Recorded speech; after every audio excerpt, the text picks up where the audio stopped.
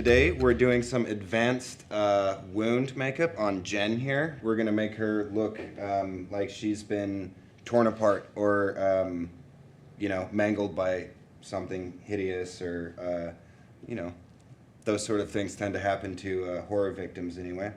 So what I got here is just your average neck wound, or it doesn't even need to be a neck wound.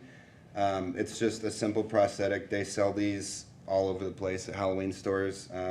Even your bigger department stores carry them around, Halloween time. And they're really, really simple to use if you know how to use them correctly. Some people get really frustrated with these, but I'm going to show you the way I do it. It's pretty simple. And the more expensive ones you get, they tend to have these feathered edges right here.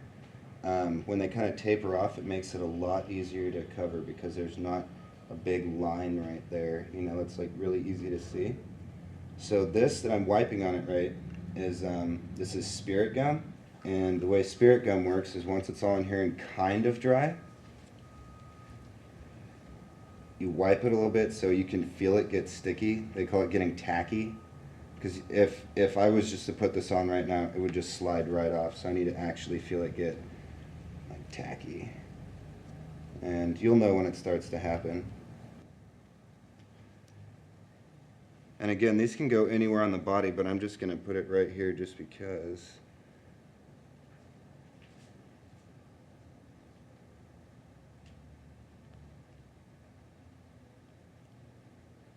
So while that's drying, I'm going to give her like a black eye. And generally, these are also sold in department stores around Halloween time, or you can go to certain specialty stores and get them.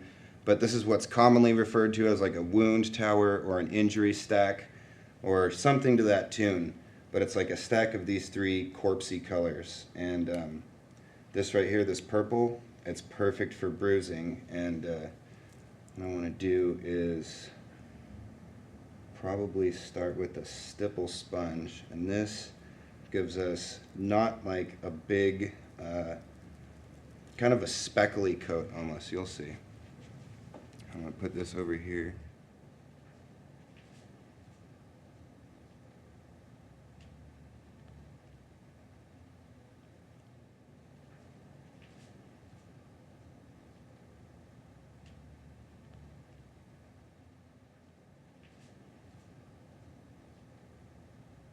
This is just another general basic makeup wheel. You can get these anywhere. This one's a little bit more spendy, but it's still just regular cream paint, grease paint. It's the same sort of feel. If you want to spend a little bit more, makeup wheels are nice, but it's honestly all the same sort of stuff if you just want to have fun. I just really like this color purple right here.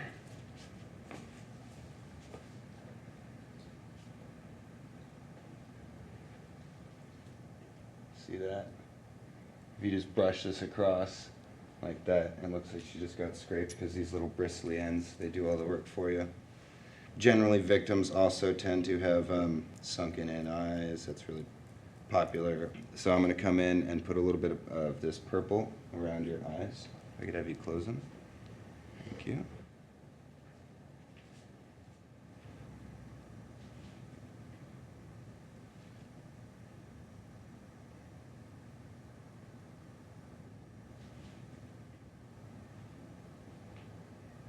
Now, when you're working with people's eyes, this is something you're probably going to need to ask your model a lot. Would you, with your eyes open, look up?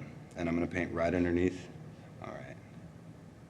Because that little crease that happens right there when you close your eyes, it's hard to get that with your eyes. All right. Now again, I'm going to come back in with the red and the stipple.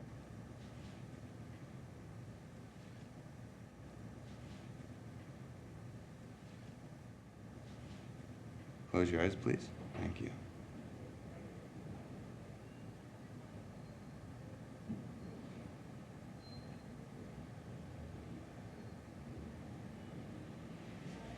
This yellow It goes really nice with bruising. The only thing is, if you don't really know how to use it, it can be tricky and it can kind of ruin it. And generally goes on the outside of the bruise.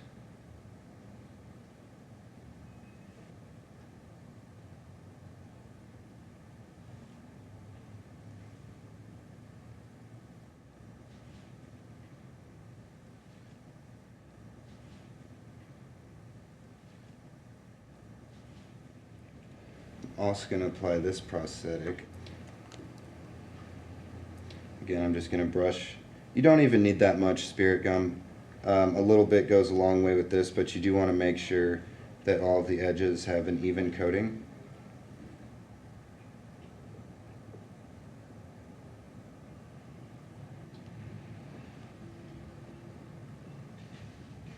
And if it has problems sticking, you can hold it down in one area and go back in. All spirit gum usually comes with a little brush.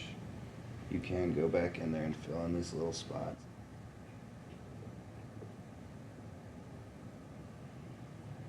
Okay, so while I let that set up, I'm going to put latex over here on the neck wound that I put on earlier.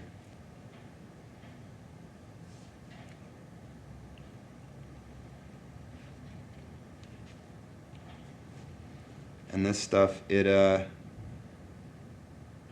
consistencies vary. Sometimes it's a lot thicker. Like this is some pretty thick stuff right here.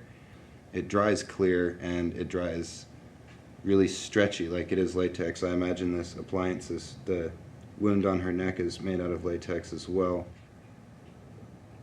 So now what I'm going to do is I'm going to put some slash wounds on her. And I'll just be using basic grease paint and a paintbrush, and I can show you how easily that can be done. It's a really, really simple process. And let's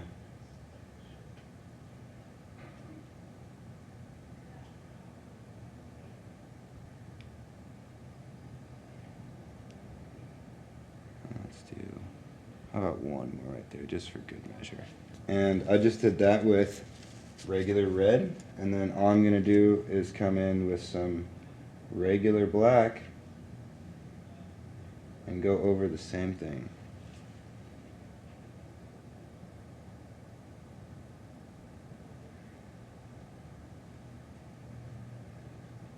Anyway, let me check on this arm wound. Let's see if this is ready for latex. It looks like it's ready for some latex. Another thing about latex is it's got a very, very strong and distinct odor. Anybody who's had it anywhere near their face could tell you. A lot of people don't think it smells pleasant. I've gotten used to it over the years, but it does contain a lot of ammonia, and so it can make your eyes water if you get it too close to your eyes. So generally, when you're doing stuff like that, it's best to just use spirit gum. Because when I opened this, I just got a big whiff of it, which reminded me. See, this stuff is already starting to turn clear up here. And what I'm going to do is get my blending makeup, and I'm going to try and blend that into the regular skin color. And this is just a regular tube of, Halloween cream makeup. You can get these. They're generally packaged by themselves, and they come in all sorts of color. They usually have some sort of a clown or a vampire on the package, but they come in all sorts of colors. And a tube like this should last you a very long time.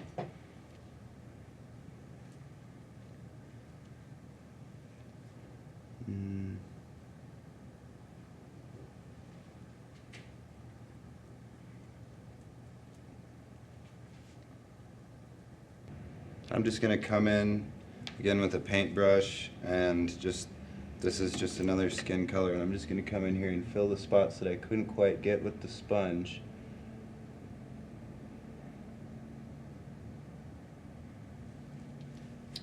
With the blood and with the paintbrush in my hand, it's also not a bad idea to paint a little bit of black inside of these wounds to make them look a little bit deeper. When you put the blood on there, it makes a big difference, and you won't be able to tell that it's blood.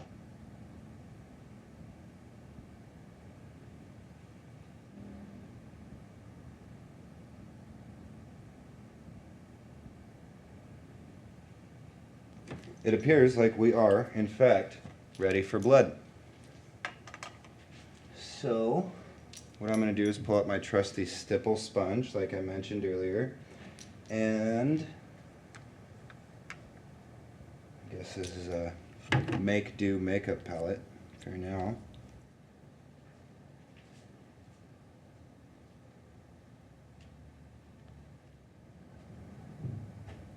Oops. There we go. It's good to test the stipple a little bit, make sure that you don't have too much on there, because sometimes less is more with these things.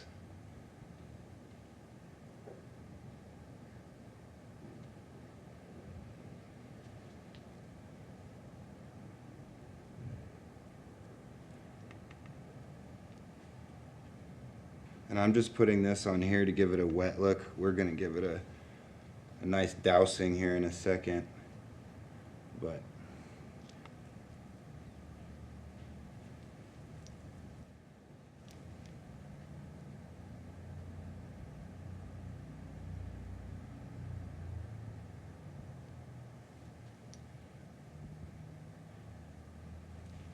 alright, since you guys already saw me do all the blending and everything on this one, I'm going to show you how to do a little bit more on the actual prosthetic itself, rather than go around here try to cover this up. Again, with making this looking a little bit deeper, just hit the creases with this black, and then some of the edges on the inside. It's going to make it look a lot deeper and give it this depth to, like, you know, make it look like it's a lot more deep than it actually is. Add a little bit of blood. And with these sort of things, you really can just smear it around with your finger.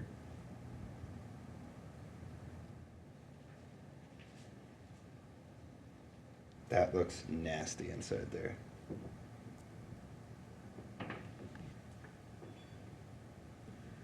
I'll just try and cover this up.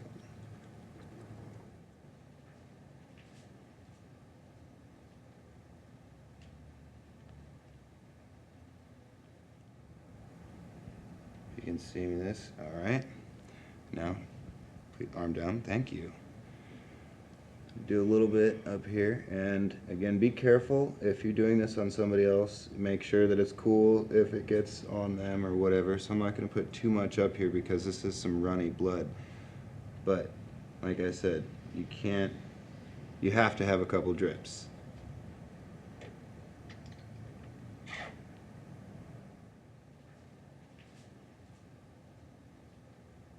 Okay, now this is a cool trick a really good friend showed to me, and this is these are regular hairspray, you know, colored hairspray, definitely readily available at Halloween time at any store.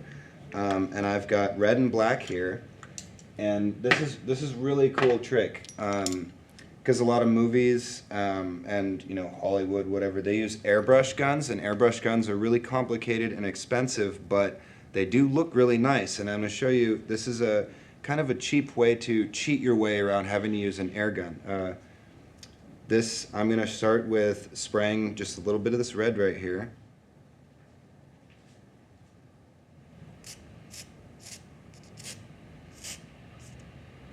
All right. Now, this black, do not get as close to, nearly as close to the skin with this black as you did with the red, kind of, and you just want to tint it so it's not quite as pink.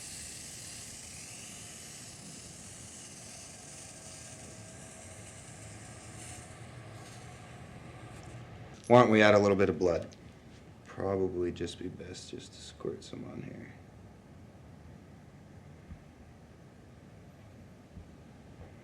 And then I'm just going to stipple over it just a little bit.